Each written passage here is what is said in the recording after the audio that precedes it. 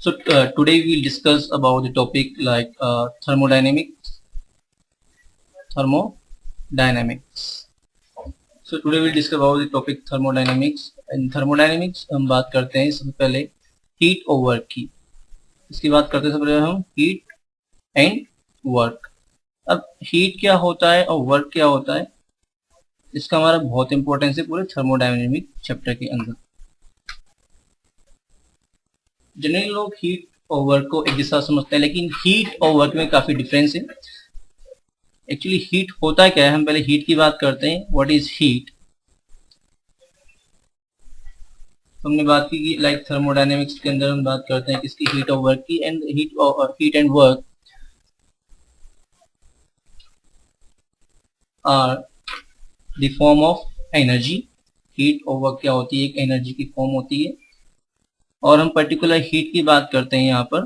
तो हीट क्या होता है कि the energy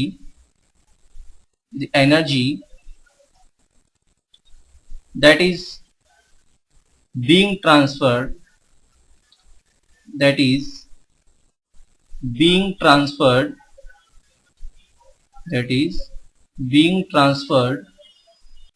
between two bodies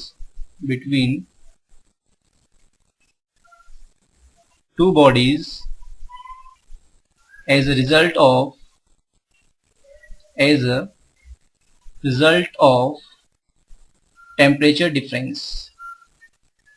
a result of temperature difference.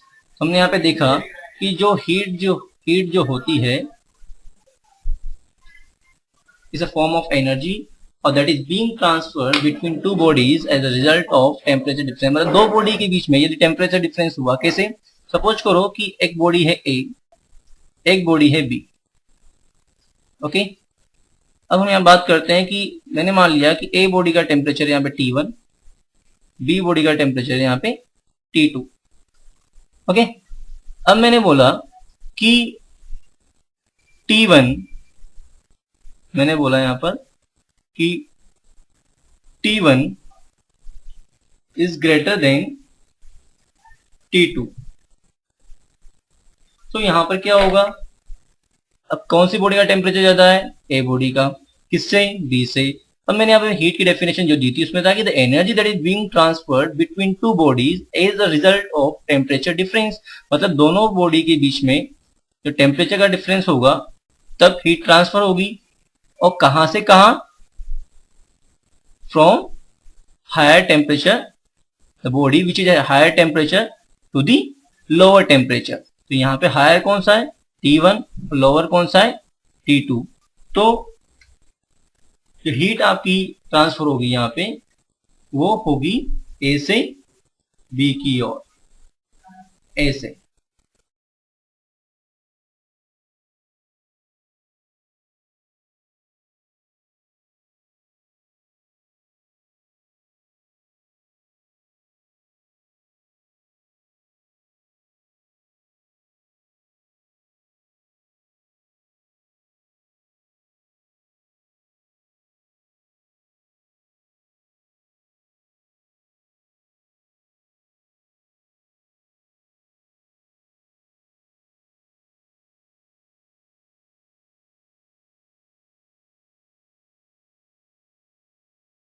हमने बात की हीट की. द हीट क्या होती है? The energy that is being transfer between two bodies as a result of temperature difference.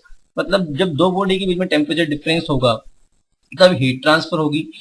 और कहां से कहां की ओर होगी?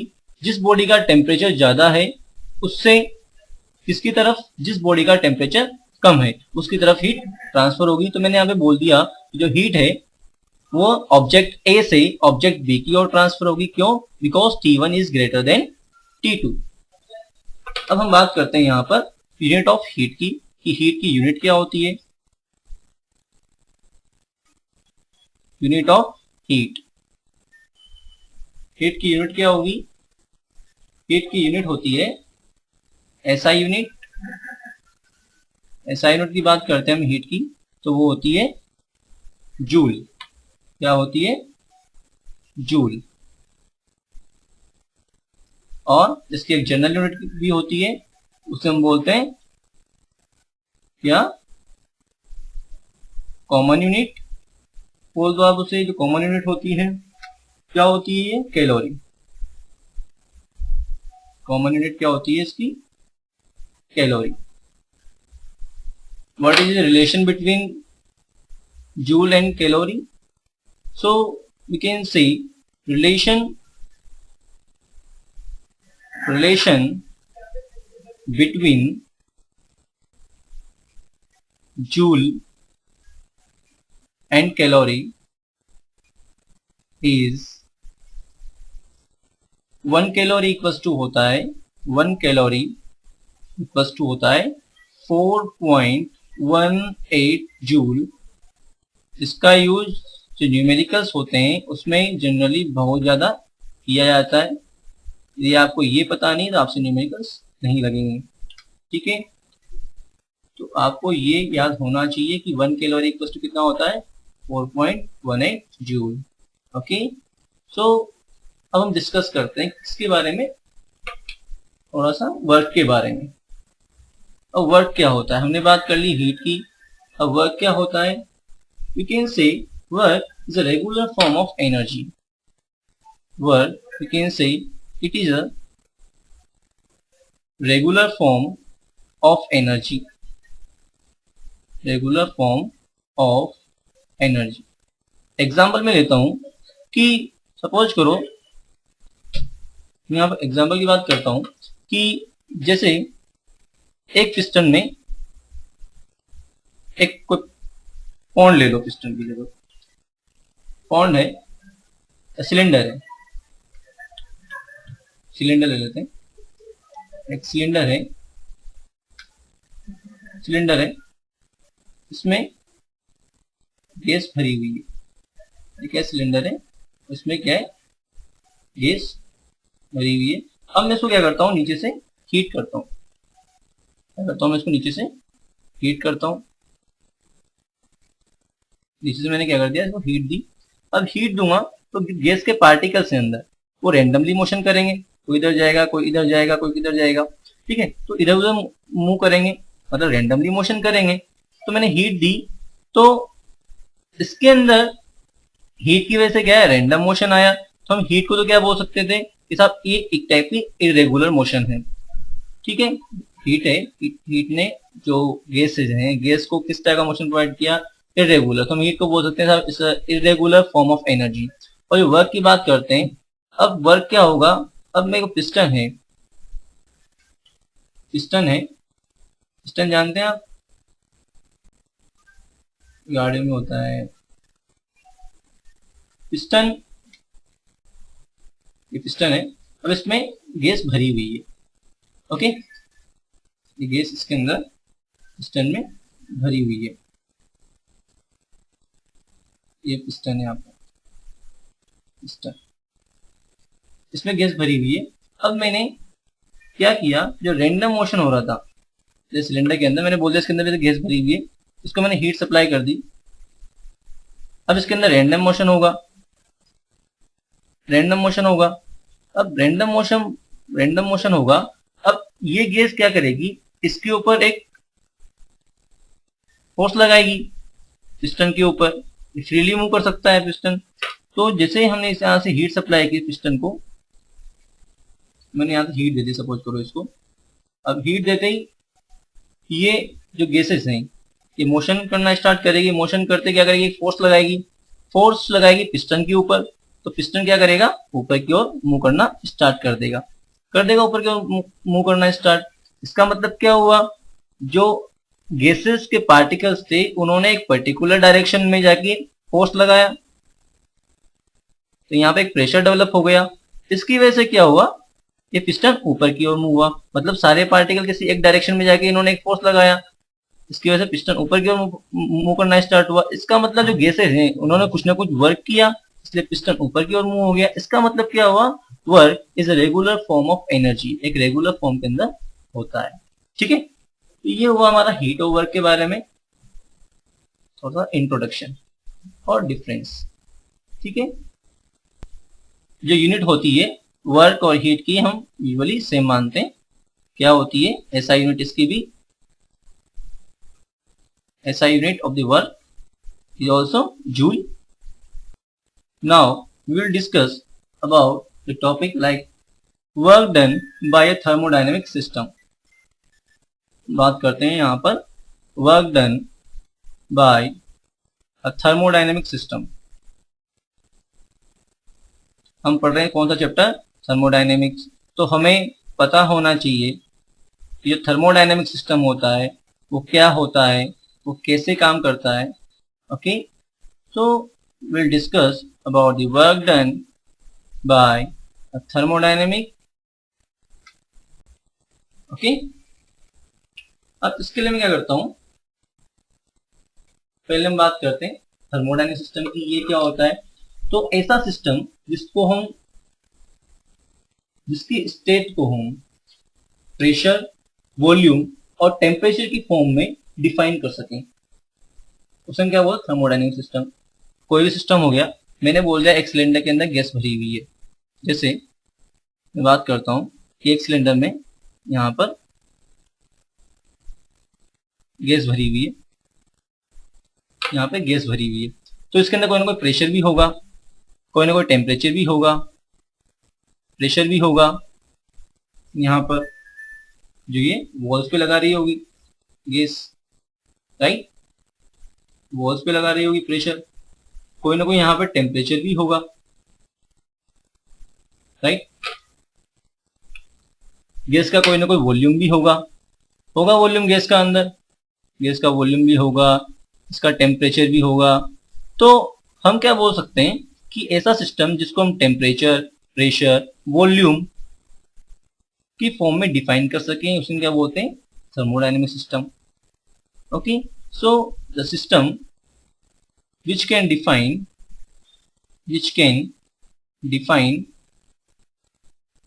in the form of temperature,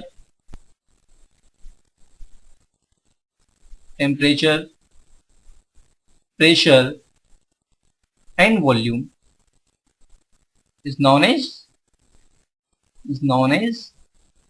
thermodynamic system. क्या बोलेंगे इसको? Thermodynamic system. अब हम बात करते हैं कि ये सिस्टम जो होता है वो कैसे वर्क करता है. हम बात करते हैं, एग्जांपल लेते हैं. जैसे एक पिस्टन है, सिलेंडर कि वो पिस्टन लगा हुआ है, इसके अंदर गैस भरी हुई है. क्या भरी है? इसमें गैस भरी हुई है. ठीक है. अब मैंने मान लिया कि जो पिस्टन है इस मूवेबल, ये ऊपर नीचे मूव कर सकता है. It can move up and down. ठीक है, ये ऊपर नीचे मूव कर सकता है. अब मैंने बात करता हूं यहाँ पर कि मैंने यहाँ पर क्या किया, कुछ यहाँ पर पिस्टन के ऊपर वेट रख दिया. सपोज करो मैंने कोई वेट रख दिया m मास का इसके ऊपर. अब क्या होगा? m मास का मैंने ऑब्जेक्ट रख दिया a. मैंने क्या किया, इस पिस्टन में गैस भर दी और मैंने बोल दिया कि पिस्टन मूवेबल है. मैंने उसमें यहाँ पे कुछ मास रखा. मास रखते क्या होगा? पिस्टन नीचे की ओर मूव करेगा, ऐसे. इसका मतलब जो सिस्टम है नीचे की ओर मूव करेगा, इसका मतलब गैस पर कुछ ना कुछ वर्क होगा. अब मैं क्या करता हूं, सेकेंड केस के अंदर यहां पर इस ऑब्जेक्ट को यहां से हटा देता हूं. मैंने क्या किया, ये पिस्टन बनाया, पिस्टन है, मैंने इस पे से वेट को अब हटा दिया. मैंने इस वेट को यहां से रिमूव कर दिया. इसके अंदर क्या गैस भरी हुई थी पहले भी, अभी भी क्या भरी, इसके अंदर गैस भरी हुई है. ओके, अब जैसे मैंने इस मास को हटाया तो पिस्टन किधर की ओर मूव करेगा? ऊपर की ओर मूव करेगा. अब क्या होगा यहां पर देखना कि दोनों केसेस के अंदर यहां पर पहले तो गैस पर वर्क हुआ. फर्स्ट केस में, फर्स्ट केस अपना ये वाला अपना फर्स्ट केस, ये अपना फर्स्ट केस हुआ, सेकंड केस हुआ. अब फर्स्ट केस में क्या हुआ, गैस ने वर्क किया, सॉरी फर्स्ट केस में क्या हुआ, गैस पर वर्क हुआ. आप देख रहे हैं कि पिस्टन नीचे की ओर मूव कर रहा है. तो in first case you can say, in first case work done on the gas by the system, by the piston, work done on the gas by the piston. Second case में यहाँ पे क्या है, in second case work done by the gas, work done by the gas on the.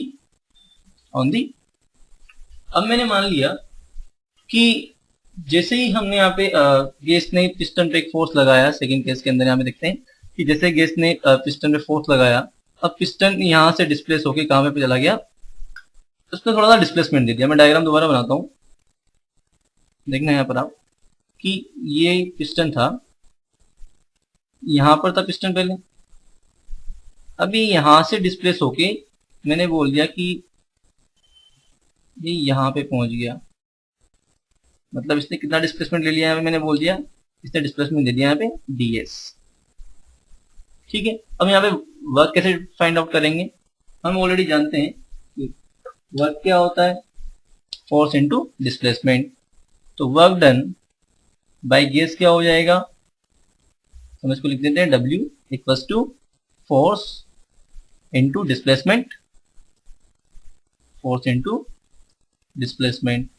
Okay, अब यहाँ force क्या हो जाएगा, फोर्स को क्या जानते हैं कि फोर्स क्या होता है, जब प्रेशर की फॉर्म में हम बात करते हैं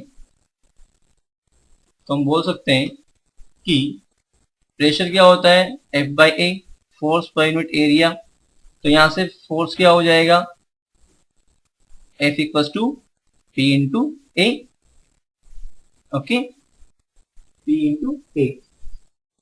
हम वर्क को काउंट करने के लिए इस वैल्यू का पुट कर देते हैं इस इक्वेशन में, मैं बोलता हूँ इसको इक्वेशन नंबर 1, ये वाली जो है इसको बोलता हूँ इक्वेशन नंबर 1। तो हम कैसे डिफाइन करेंगे, तो W equals to force into displacement, force की वैल्यू क्या हो जाएगी यहाँ पे P इंटू ए, डिस्प्लेसमेंट बहुत छोटा है तो वर्क भी बहुत छोटा सा होगा। ओके, और हम जैसे जानते हैं कि वर्क एक क्या है, स्केलर क्वांटिटी है, बीच में क्या है यहाँ पर डॉट प्रोडक्ट होगा, इसका डॉट प्रोडक्ट होगा, बट फोर्स एंड डिस्प्लेसमेंट दोनों सेम डायरेक्शन में है, तो थीटा कितना हो जाएगा, यहाँ पर हम चाहे तो लिख सकते हैं थीटा इक्वल्स टू कितना है 0 डिग्री, बिकॉज फोर्स और डिस्प्लेसमेंट दोनों सेम डायरेक्शन में। यहाँ पे जो प्रेशर लग रहा है यहाँ पे देखो आप, ये वाला सेम डायरेक्शन फोर्स है और सेम डायरेक्शन में डिस्प्लेसमेंट होगा यहाँ पे, तो फोर्स और डिस्प्लेसमेंट सेम डायरेक्शन में, थीटा इक्वल्स टू 0 डिग्री, और जब कोस 0 होता है उसकी वैल्यू होती है 1, इसलिए मैं डायरेक्ट यहाँ पे क्या लिख दिया F ds। ये क्या हो जाएगा, फोर्स की वैल्यू रख देंगे क्या P इंटू ए इंटू ds, ओके, और A इंटू ds, ये क्या हो गया यहाँ पर आप देखो कि ये तो इसका एरिया है, क्रॉस सेक्शनल एरिया, मैंने बोल दिया पिस्टन का A है cross sectional area, D displacement है, इसका मतलब कितना वॉल्यूम इंक्रीज हो गया A इंटू ds, ये क्या हो जाएगा इंक्रीज इन वॉल्यूम। तो P इंटू हम लिख सकते हैं यहाँ पे डेल्टा V, हम यहाँ पे इसको लिख सकते हैं कि here delta V equals to increase in volume, क्या है ये इंक्रीज इन वॉल्यूम। ये हो गया छोटा सा वर्क डन, जो छोटा सा डिस्प्लेसमेंट होता है किसके थ्रू, गैस के थ्रू। ठीक है, अब बात करते हैं कि ये तो हो गया छोटा सा डिस्प्लेसमेंट के लिए, मैं बोल दूं कि जो वॉल्यूम है वो वॉल्यूम V1 से V2 तक चेंज हो रहा है, तब वर्क डन कितना होगा, so work done by gas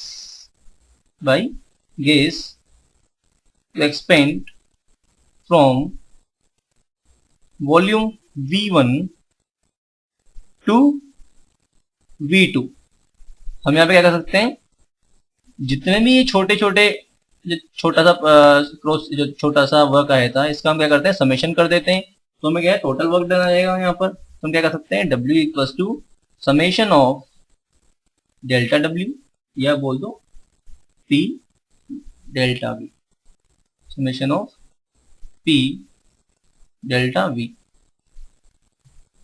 okay, from V1 to V2 हमने इसकी लिमिट लगा दी, तो हमारे पास क्या आ जाएगा ये टोटल वर्क डन, जब गैस V1 से V2 तक एक्सपेंड करती है उसके। तो ये हो गया work done by the gas. तो हम इसको और समझें तो हम यहाँ पे ग्राफ समझते हैं थोड़ा सा कि सपोज करो कि मैंने ग्राफ ड्रॉ किया है वाला, ये पी एक्सिस है, पी एक्सिस मैंने बोले वॉल्यूम यहाँ पे V1 है, यहाँ से V2 तक है।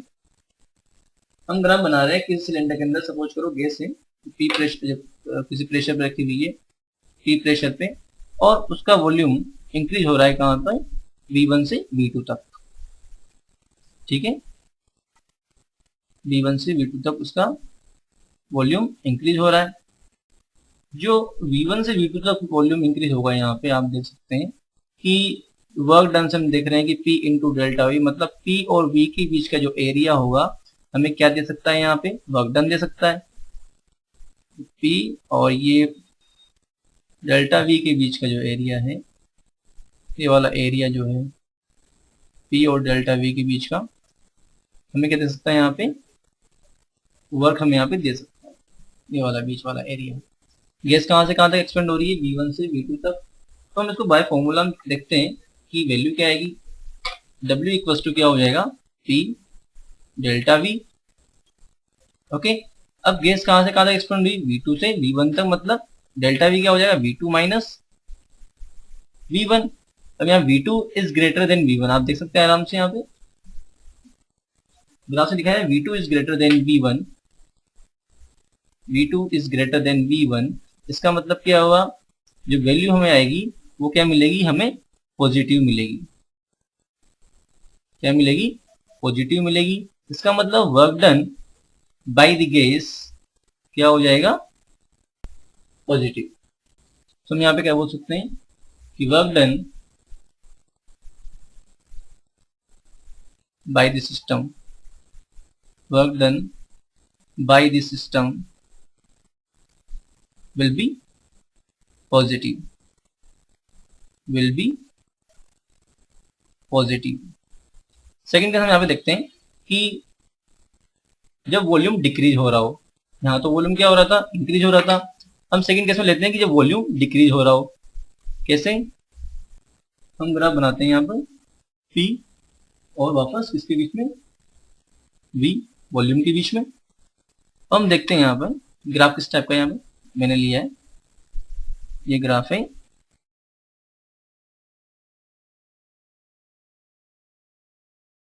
मैंने बोल दिया कि इस जगह पे यहाँ पे वॉल्यूम था, ये वॉल्यूम V2, यहाँ पर वॉल्यूम है V1 में।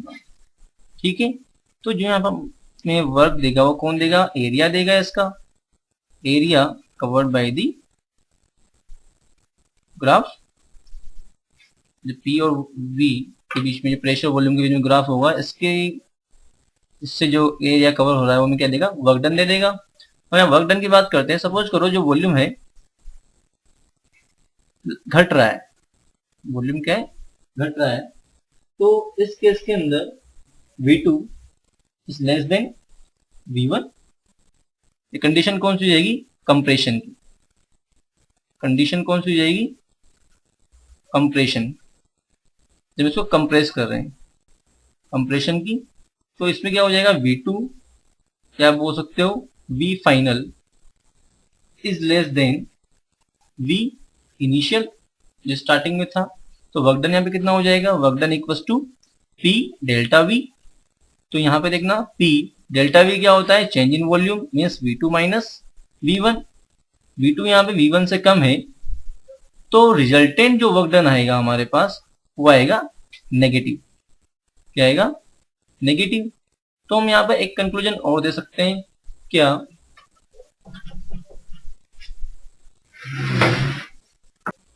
so what we can say that the work done on the system will be negative.